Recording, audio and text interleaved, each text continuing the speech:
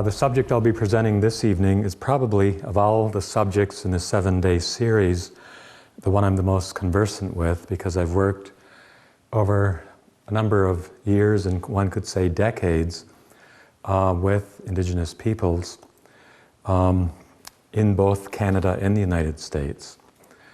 And I have some First Nation ancestry as well on my father's side and on my mother's side, and they're mixed European First Nation, Abenaki in Canada, Oneida in the United States. The Human Health Lessons from Indigenous Peoples, I've refined the title a bit from what's in the brochure, but we certainly will be dealing with the question of whole food nutrition versus processed foods nutrition, because that's an integral part of these health lessons.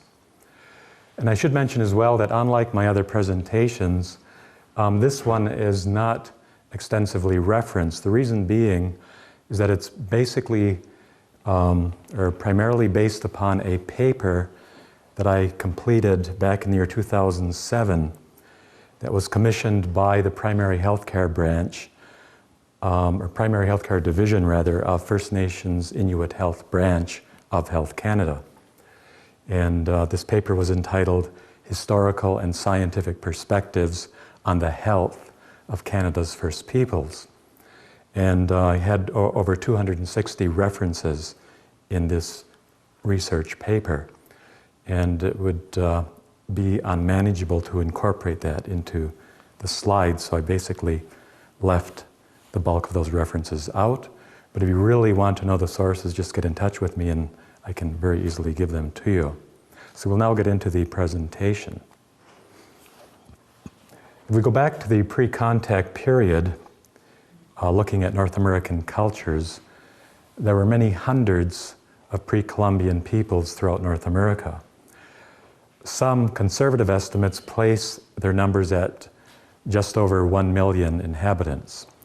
And their cultures were not uniform, they were very distinct, depending on their natural environments and the history of their migration routes. Here in the Pacific Northwest, you had a very particular kind of culture. The Plains people was quite different. The Eastern Woodlands people were very different. And of course, their languages were quite diverse. They had different kinds of political systems, styles of clothing. Their homes were designed quite differently, depending on where you were.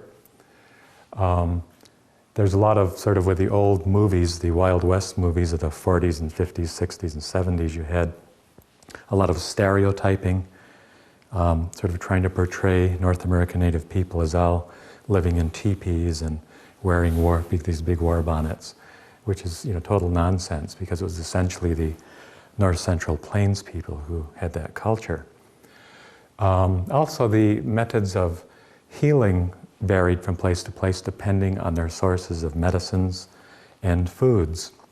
And also spiritual beliefs were quite diverse. Among the Iroquois people who called themselves the Haudenosaunee, or the 5 and later 6 Nations in northeastern North America, they had some very fascinating practices. For instance, every year they sacrificed a white dog to atone for their sins, called the White Dog Ceremony, because white symbolized purity.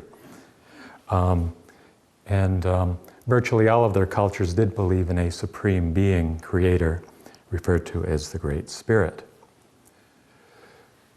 Canada's First Peoples traditionally lived very close to nature. And because of that, their system of life and healing was based upon what they observed in the natural world. Thus, it tended to adhere very closely to natural laws as we would define them. This way of life ensured a lot of balance physically, mentally, and socially in their communities. And when you think about it, there wasn't any need for rehabilitation centers because there was no use of alcohol in the pre-Columbian period. There was no need for prisons or hospitals either. In fact, the early European explorers repeatedly acclaimed the health and vigor of the peoples they met. Many of the first peoples of North America practiced agriculture. And a lot of this was brought up actually through trade routes prior to the time of Columbus, originating in the Andes in South America among the Inca, and traveled through Mesoamerica, through the Aztec peoples and into the American Southwest, and then spread to the east and north, mostly, to some extent to the Midwest and north. And so, for instance, among the Iroquoian people, which is the culture I was most familiar with when young, they had what they call the three sisters, which were actually their primary staples: beans, corn, and squash. And actually, because among these indigenous peoples, many tribal peoples in North America believed that the animal creation were related to them because they had a common creator. So they considered them, in a sense, their brothers and sisters. And they would actually apologize to the creature if they had to take its life. And so, like among the Iroquois, who were very agricultural, they would dry their agricultural products, and that would generally run out in the springtime. So for 2 or 3 months, they had to rely upon animal food as well. So technically, for 9 out of the 12 months of the year, they were vegetarian because of their respect for the animal world. They also were very physiologically outstanding. During the Revolutionary War, they were allies to both the British and the American colonists. And also in the Civil War, they fought with the North as they were drafted in by the Union armies of the U.S. government.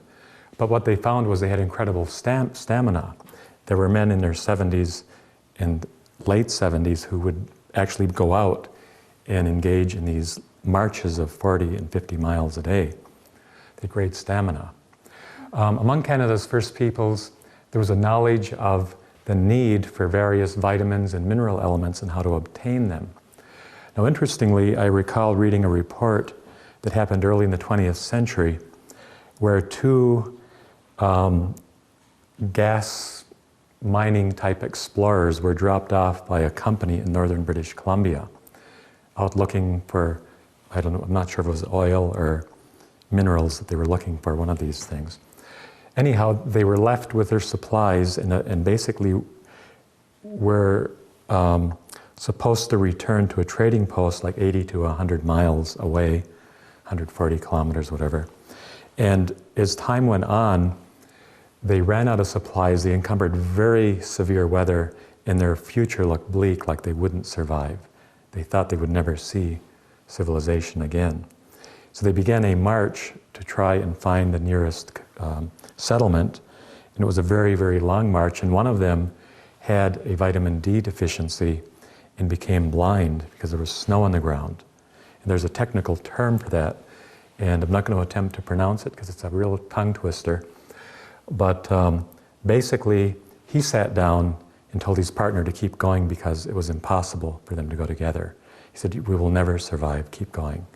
So reluctantly, his partner left him there to die.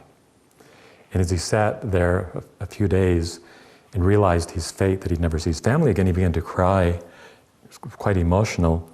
And it turned out this was northern BC, not far from the Yukon border, a native person who was out, I don't know if he was hunting or what he was doing, but he heard him and walked up to him, and when he realized what the problem was, he led him by the hand, took him down to a stream, dammed up the water, and all these salmon began to bottle up where he dammed it. And he grabbed a salmon out, he took his knife out and he cut around the eye and told him to eat this because the critical nutrients for vision were concentrated in that part of the fish. Within a matter of hours, he had his vision back, and his eyes were fully functional again, and he survived the journey. So I mean, I'm a vegetarian, but there are times and places where extreme circumstances may require extreme measures. As we look here, the understanding of critical vitamins such as C to prevent things like scurvy, like the Inuit people, for instance, whenever they would kill a caribou, because there isn't a lot of plant matter in the north, they would always eat all the greens inside of its stomach in order to get critical nutrients such as vitamin A and C, and so on. And they recognized the relationship between these critical nutrients and fertility and gestation, and ease of childbirth. Some of the elders early in the 20th century speak of the oral tradition that there was a time when there was no sickness among their people. There was no aching bones or high fever, no smallpox, no burning chest, no abdominal pain, consumption, or headache. And so quite interesting. That, by the way, is taken from a textbook called Aboriginal Health in Canada, written by several doctors, and it's commonly used in many universities in Canada. As I mentioned, I didn't reference this material because of space. In the 15th and early 16th centuries, as early explorers plied the Atlantic coast, in all of their writings, there's no historical record that refers anywhere to any diseases or epidemics occurring among the indigenous inhabitants. The National Commission Inquiry on Indian Health, which was formed back in the very late 1970s, it ended its work in the early 1980s. I actually chaired this commission. And its research found that most infectious diseases were absent prior to European contact. This included these infectious conditions such as scarlet fever, typhoid, diphtheria, smallpox, measles, mumps, the flu, and venereal diseases. There is evidence in the paleopathological record of some minor respiratory illnesses and intestinal parasites, but these didn't cause any significant levels of morbidity or threaten their host survival. It was also found that the degenerative diseases, what we refer to as the civilization diseases, were very infrequent and in most cases absent. Mental and neurological diseases, heart disease, arterial sclerosis were very rare. There was some arthritis evidenced among the elderly. Cancer was very rare if present at all. And there were some eye disorders, but myopia was virtually absent. I remember visiting with Elizabeth Cass, who was an ophthalmologist who worked among the Inuit in the Northwest Territories. She mentioned in the region she worked in that when she was there way back in the 1940s, she was a very elderly lady when I met her, that among all the Inuit population there was zero myopia, it did not exist. But they put the young people into boarding schools. Within 6 months, there was 98% myopia. And it was again because I believe of the milk that was added to their diet caused that to happen, cow's milk.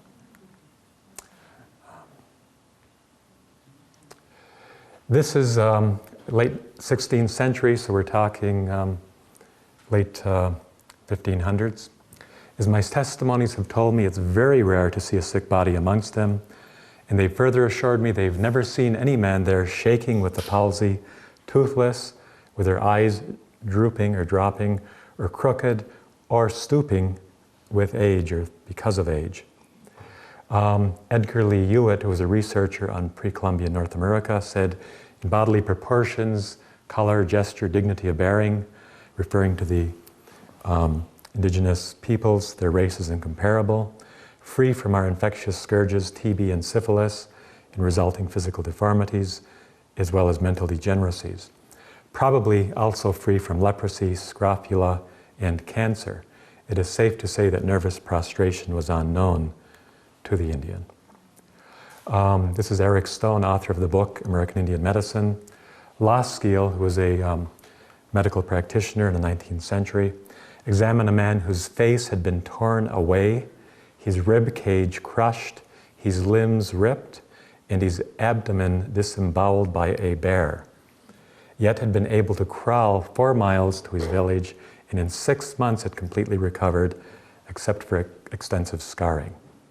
Such records could be continued almost indefinitely, as all observers were so impressed by this ability to survive terrific wounds that hundreds of cases have been reported. In ancient Greece, Pheidippides was the famous runner who ran 140 miles from Athens to Sparta.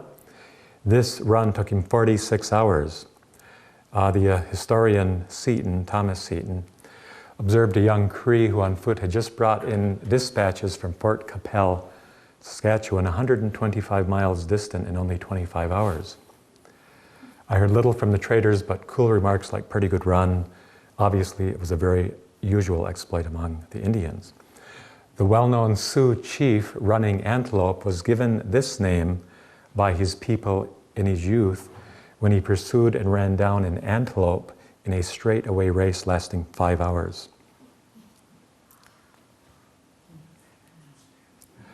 Now, dental pathology is considered a trustworthy marker of both disease loads as well as nutritional stress. As we look at archaeological and paleopathological investigations, they reveal that among North American indigenous peoples in the pre-contact period, on average, dental caries affected less than 1% of all teeth.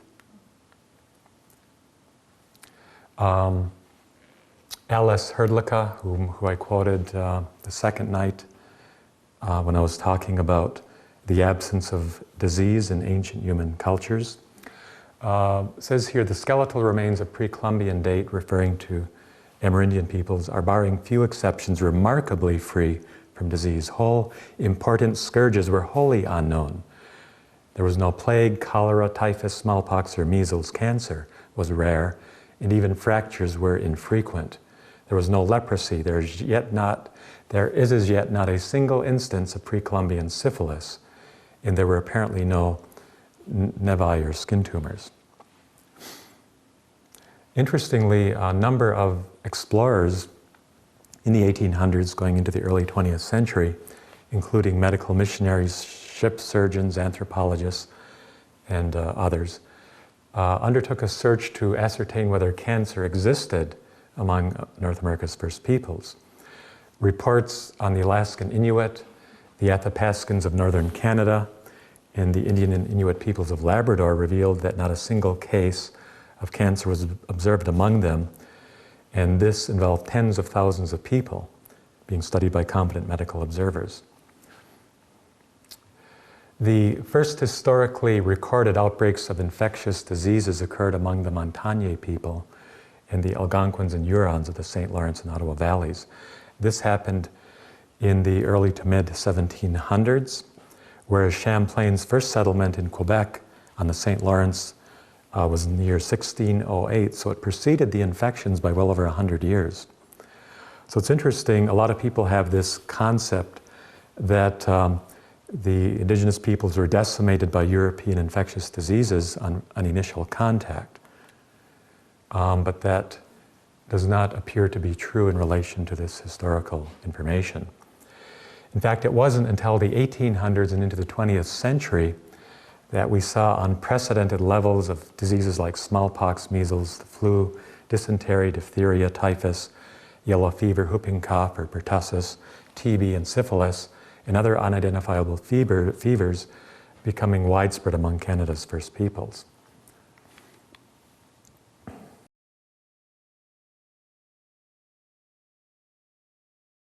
Interestingly, if we look at the patterns of disease, the trade centers became the nucleus for where disease outbreaks took place and the central points of diffusion of epidemics along trading routes that went into the more remote areas. This is because they represented points of convergence between indigenous people and Europeans.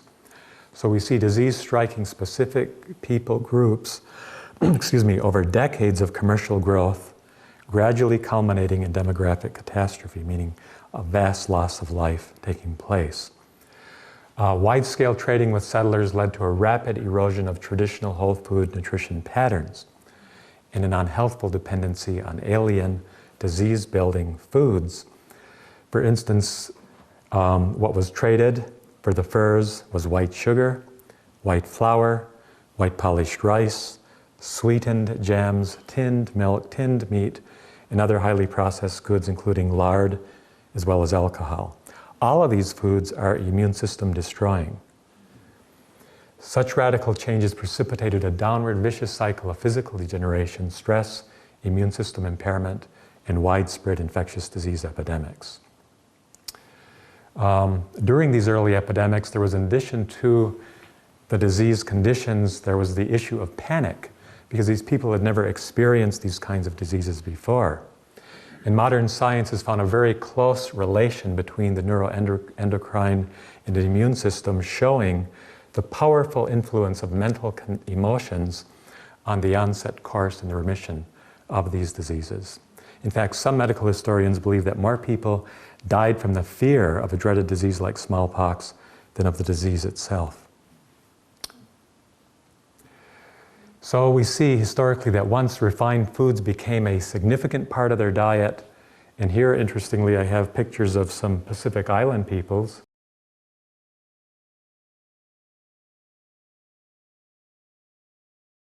These are actually Maori, I believe, from New Zealand. It happened to them as well. We see disease and deformity greatly increasing in incidence, and infections as well as degenerative disease. We see for the first time great difficulty in labor, giving birth, as well as birth defects in children. These things never existed in these cultures that were living close to nature on whole food systems. There's abundant historical as well as anthropological documentation that the same pattern of post-colonial disease and physical degeneration shown by the North American native peoples has occurred among indigenous peoples worldwide. Now there's a very interesting experience or lesson we can look at, the Pima people. In recent decades, the Pima Indian people of the US Southwest have been living on highly processed and high-fat foods and also following a sedentary lifestyle. By contrast, their Pima cousins who live across the border in northern Mexico follow the traditional Pima lifestyle, a diet low in animal fats, high in whole foods, mostly complex carbohydrates like beans, corn, and squash, and engage in abundant daily physical activity. The US-based Pimas have what is considered to be likely the world's highest rate of obesity and diabetes, while over 90% of the Pimas in Mexico are completely free of these diseases. And virtually, almost all the Pima of Arizona have these conditions. So again, it's not our race, it's our habits and our nutrition patterns. The overall health of Indigenous peoples in Canada further deteriorated because of a lack of access to a lot of their traditional foods. They lost clothing sources from the land. Traditional ways of life and economies collapsed. Confinement to small plots of land with limited resources and livelihood. We have to bear in mind that people need a purpose in life to be healthy. And if you wake up and you don't have a purpose, the depression and lack of motivation that results can have severe physical consequences. There are also limitations in terms of natural sanitation, and long-standing norms, values, social systems, and spiritual practices were undermined or outlawed. Let's look for a few minutes at traditional health systems, and I also mentioned taxonomies. These traditional systems were very well thought out and very scientific. It's interesting, on the plant side, we talked about agriculture the other night. North, Central, and South American agriculture was very, very advanced. In fact, I would estimate roughly 70% of the fresh fruits and vegetables marketed in the world today originated in agriculture in the Americas. These foods were not found in Europe or Asia or Africa. And the list is very long, everything from avocados to green peppers to the beans, the squashes, tomatoes. In fact, when the Europeans came to the New World, they thought tomatoes were some kind of diddly poison. They wouldn't touch tomatoes. They looked dangerous.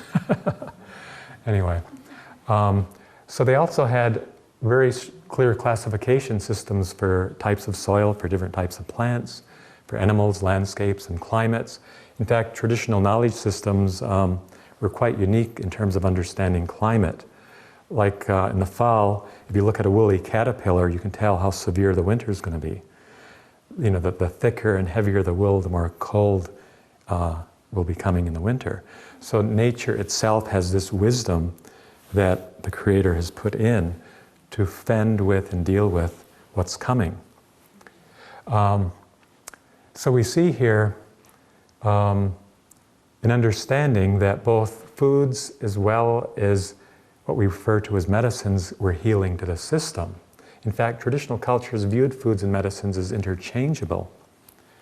In the spring, for instance, the Iroquois have the Strawberry Festival because they recognize strawberries are very healing to the system and they help eliminate a lot of the heavy waste from the heavy winter foods.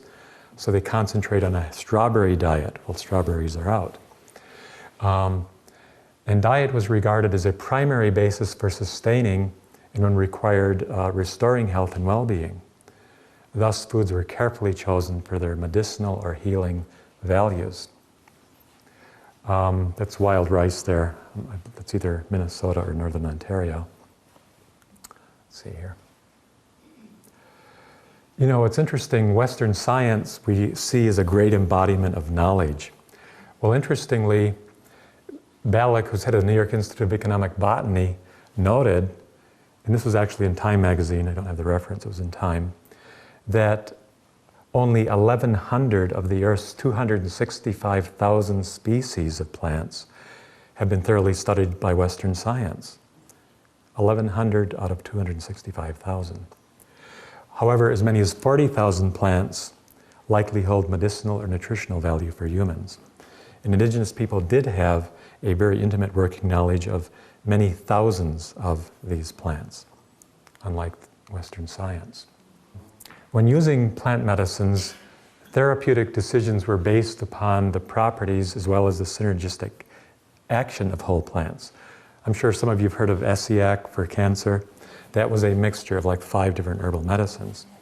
Herbal medicines are unique though because one herb, for instance, and we'll talk about it later on, I'll show you a unique herb, because we don't have time to go into herbs, there are thousands of them, but just as an example. Like Western juniper, which the Gitscan people here in British Columbia use, as well as people right across the country wherever junipers grow. You know, it does a whole range of things for the human body, at least close to a dozen different medicinal properties. Whereas Western drugs are always targeted to treat one disease or one symptom. And also have all these toxic effects. When the Creator made plants, He knew what He was doing. And He put into these plants properties that would attenuate any toxic elements in them when He intended them to be used as a medicine.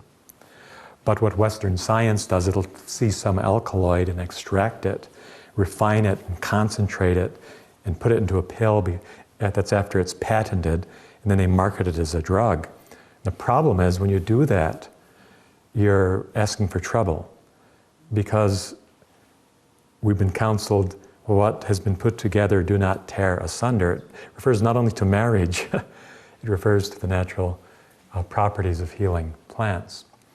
So let's continue here.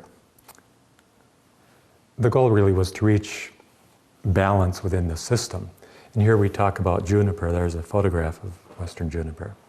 The conifers, including juniper and yew, which bear berries and not cones, were used to treat colds, wounds, inflammation, burns, sore eyes, rheumatism, headaches, and insect bites. Willow bark was widely used to lower fever and to lessen pain. Cherry bark was widely used as a sedative or relaxant, similar to some of the more modern relaxants like valerian. Cherry bark was widely used as I'm sorry, I already said that one, didn't I? Yeah. Yellow spine thistle was employed to treat burn injuries. We'll look at a few more samples. Yarrow, milkweed, calamus, sagebrush, and the mint family were used for a wide range of ailments throughout all of North America. Horse mint was used to alleviate back pain and reduce fevers, chills, or inflammation. And American ginseng is an adaptogen used to reduce stress, to aid in healing infections like the flu. It was actually first introduced into China in its traditional medicine system back in the 1700s. So we all think of it as a Chinese medicine, but it actually originated here in North America. Now we're going to look at just one more herb before we leave the herbs, because we can't go into the herbs, there's just so much. But echinacea, now that particular title I'm using is actually based upon the title of a scientific article published by the Department of Anatomy and Cell Biology at McGill University, Montreal.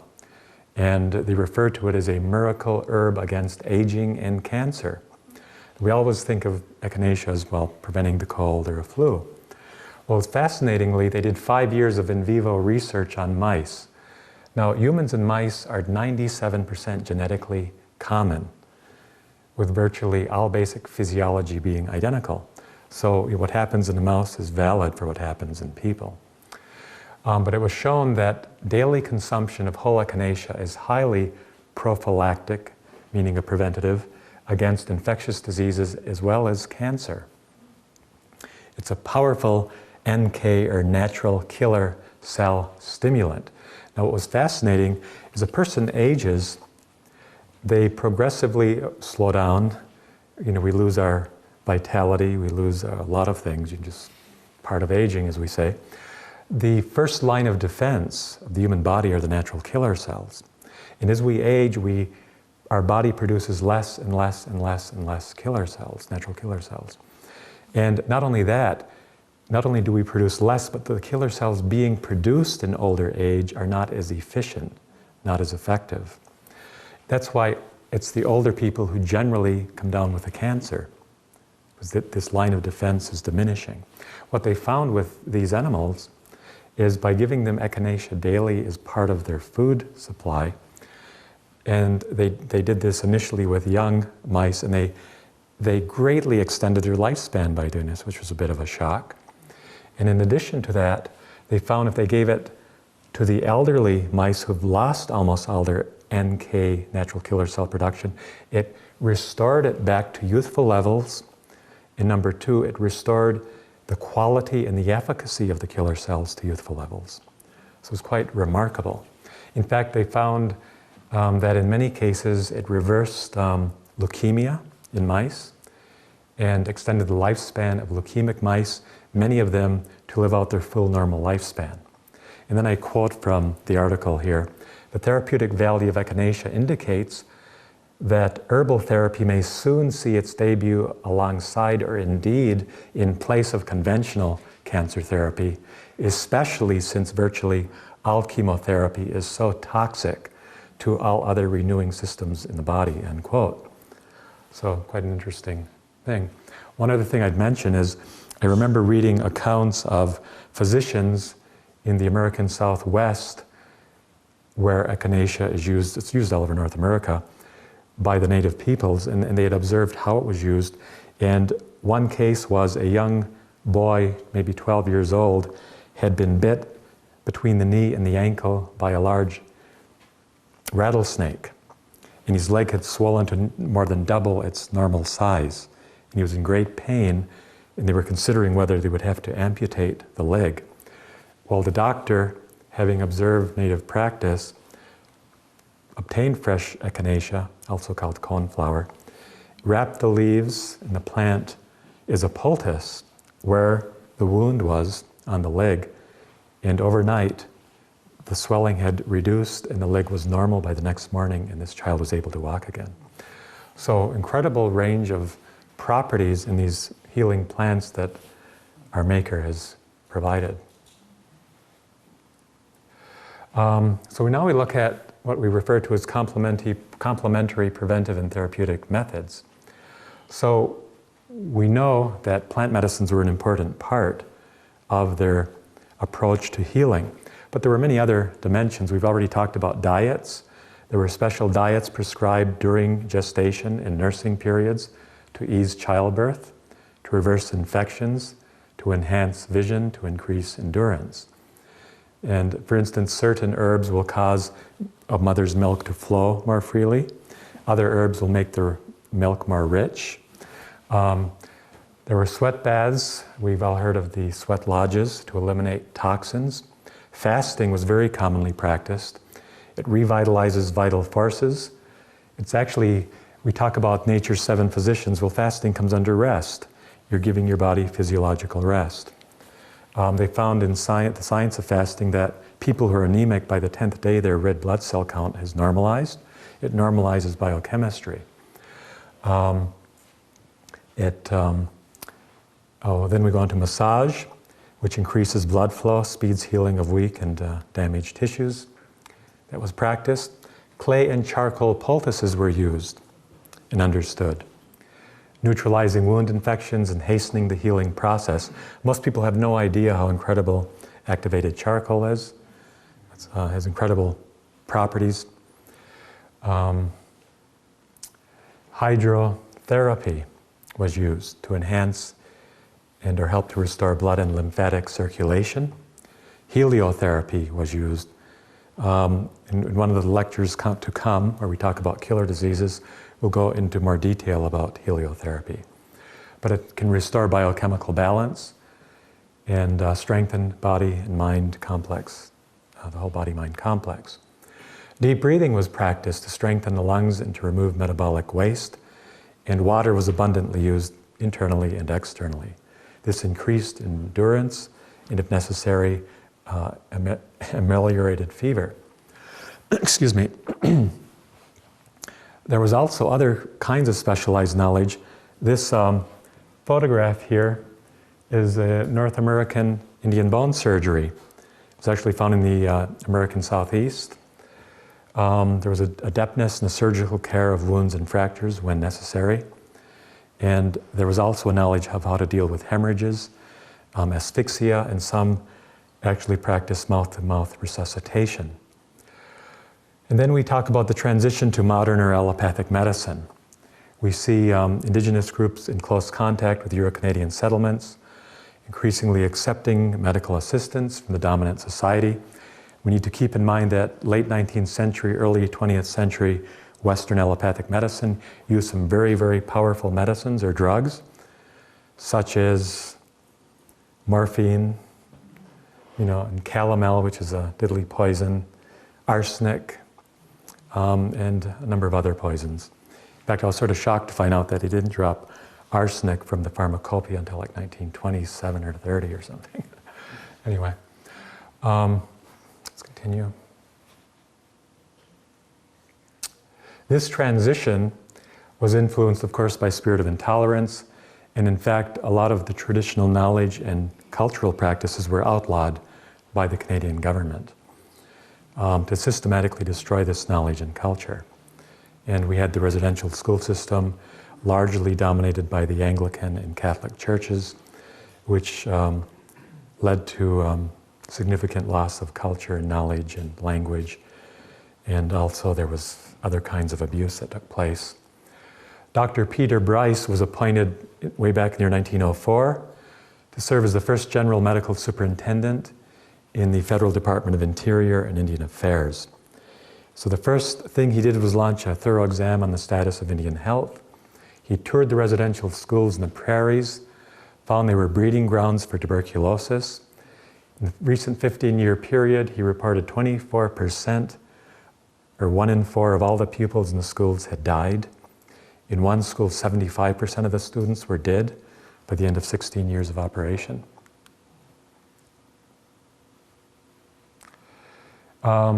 He also found that the population was regressing, not increasing. It should have increased by 20,000 between 1904 and 1917, but it had actually had a decline of over 1,600 people. 1922, in outrage by what he'd discovered, he published privately, because he couldn't get government funding, a book entitled The Story of a National Crime, in which he talked about Indigenous peoples dying at a rate more than double that of the general population, and in some provinces, a 300% greater death rate. So now let's turn over to Dr. Weston Price's global research. How many of you have heard of Weston Price in nutrition and physical degeneration? I see a few hands. This is very interesting because I have 76 years ago. I should have changed that because this is a few years old. It's now about 78 years ago. But it took him 9 years and about 150,000 miles of travel.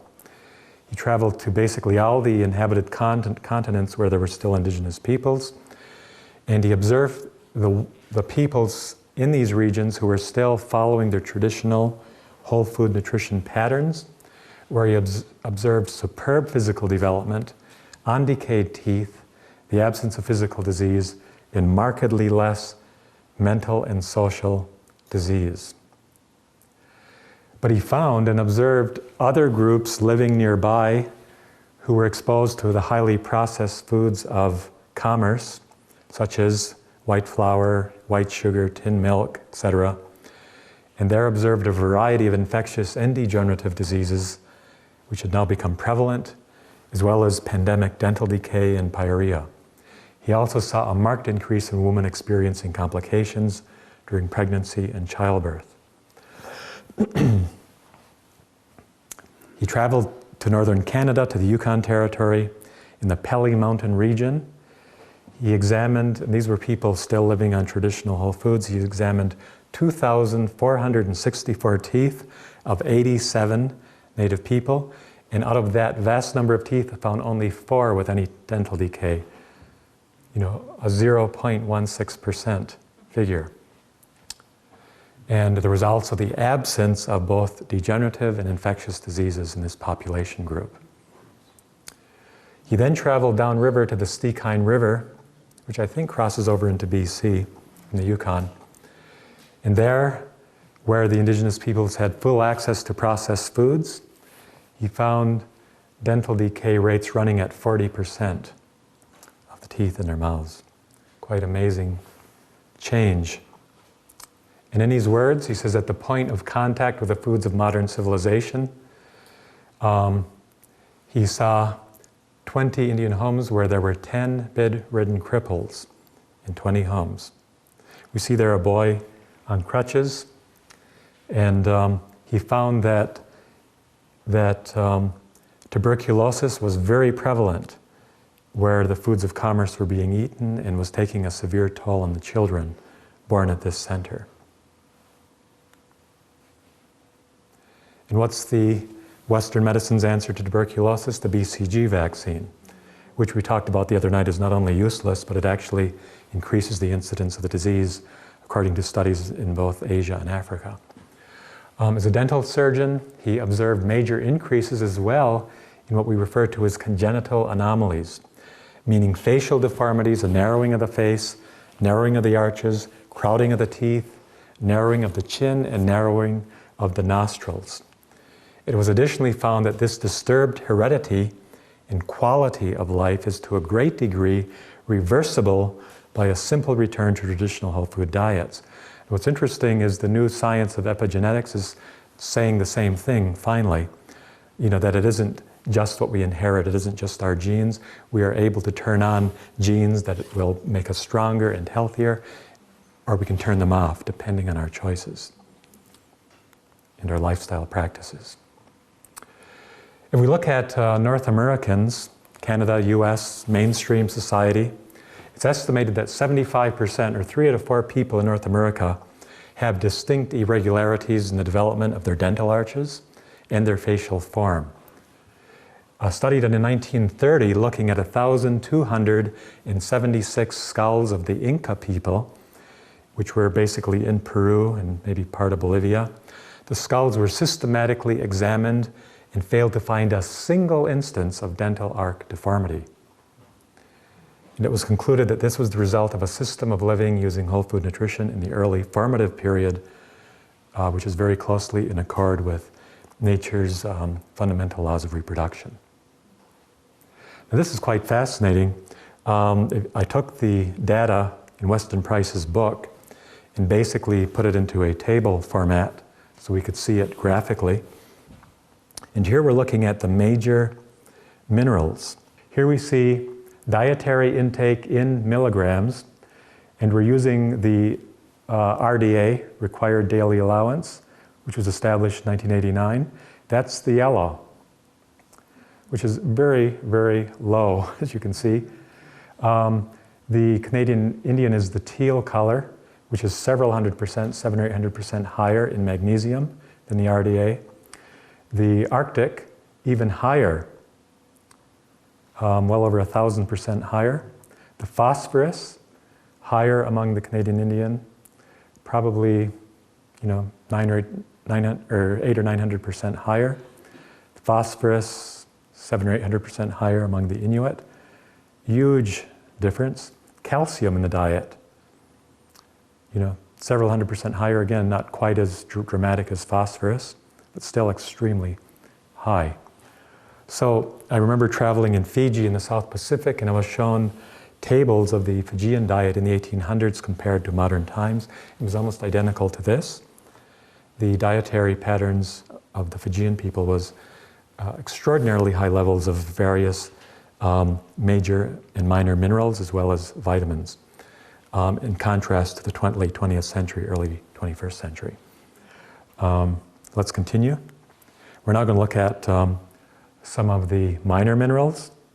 Copper, again, about 400% higher among the Canadian than the RDA, and about close to 500% higher among the Inuit. And here we see iron in the diet. Again, extremely and significantly higher. So let's continue. This here are the fat-soluble vitamins intake in international units. The vitamin D, which is almost a flat yellow line, very, very low. I would estimate that's about close to 1,000% higher vitamin D rate. And by the way, this is a combined Canadian Indian and Arctic Inuit. Close to 1,000% higher. Vitamin D, as we know, is a very critical anti-infectious vitamin. Vitamin A, also wide spectrum antiviral, antibacterial, well over 1,000% higher than the RDA limits. So quite fascinating, evidence as to what eating whole foods grown on undepleted soils, because those soils were not depleted, they were feeding upon, unlike modern agriculture soils, which are drastically depleted and food deficient, mineral deficient. So we now see this growing epidemic of degenerative diseases occurring. By the mid-20th century, we see a range of diseases that did not exist traditionally taking place. Diseases like obesity, hypertension, diabetes, arthritis, ulcers, gallbladder disease, heart disease, cancer. These diseases were virtually unknown in their traditional cultures. But today, these diseases are being experienced by Indigenous peoples at rates that are even greater than the mainstream population, which I think is a considerable tragedy. The U.S. Indian Health Service expends over $3 billion using allopathic medicine to deal with these health needs and conditions for American Indians and Alaska Natives. And they continue to be over 700% more likely to die from alcoholism, 650% more likely to die from tuberculosis, 420% more likely to die from diabetes, 280% more likely to die from accidents, and 52% more likely to die from pneumonia or influenza than other citizens of the United States. In the year 2005, we see Phil Fontaine and then Prime Minister Paul Martin. He observed that, referring to our people, First Nations people, die 5 to 8 years earlier than the average Canadian. Infant mortality is double the Canadian average. We experience a burden of infectious disease with 8 times the rate of tuberculosis, 6 times the rate of HIV infection. The First Nations health gap continues throughout the spectrum of diseases with 3 to 5 times the diabetes, twice the cancer, and 5 times the unintentional injury rates compared to the average Canadian. So why is TB so high? Interestingly, a mid-20th century nutrition survey conducted in a northern Manitoba First Nation found very alarming vitamin C deficiency rates. On average, the dietary intake was less than 1/71. It's like 1/71, like that's a small figure, almost incomprehensible in terms of the deficiency level of the RDA. And we've seen how high the RDAs are. They're ridiculously low. The TB death rate in this community then stood at 1,400 per 100,000 compared to 27 per 100,000 in mainstream Canadian population. That's over 50 times, that's like 5,000% higher than the general population rate. So we see greater incidences of diabetes in First Nation men versus Canadian men. We see higher rates of diabetes among First Nations women, significantly higher than the white being mainstream. Very, very high, several 100% higher, especially among women. We see cancer rates in First Nations escalating and now being higher. In fact, if we go back pre-1950, cancer was still almost non-existent. It's only since 1950 that it's become very prevalent among First Nations. Here we see cardiovascular disease. This is the American Indian data. It's at virtually double the rate of the mainstream population among men and women. And reported cases of AIDS and positive HIV tests is also significantly higher, about double. Suicide is also significantly higher, 4 times higher than among the mainstream population. The highest reported for any culture group in the world. Optimal nutrition appears to play a significant role in reversing behavioral pathologies. A study back in 1983 looked at 3,000 incarcerated teenagers who routinely were using highly refined and junk foods. Their diets were replaced with natural whole foods. During the year in which their diets were changed, violent and antisocial incidents decreased significantly, including a 75% reduction in the use of restraints and a 100% reduction in suicides. So nutrition plays a very pivotal role in mental health and behavior. So where lies the answer? Health and disease. We're coming to the end of the presentation. Despite the many billions of dollars, and by the way, the budget here in Canada for First Nation and Inuit health is close to $2 billion or higher. And what is it accomplishing? Virtually nothing, really. A whole different approach needs to be taken, as you can see.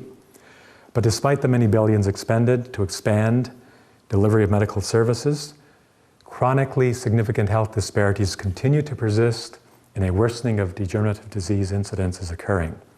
And it seems self-evident that the more extensive investments in medical services is not the primary answer for preventing disease or for restoring and maintaining health. The popularized idea is that we should make war on disease, that we need to deal with bacteria as an invader, but this has allowed both politicians and the medical community to sidestep more controversial issues of health and disease causation. As long as the enemy's a germ, then they can make war on it with their vaccines and their drugs, while also making war on the human constitution. But the reality is that disease wars is not the answer.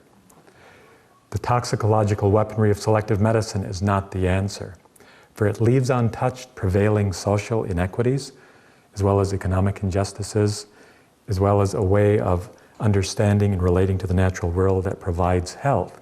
And that is the intersectoral prerequisites of health.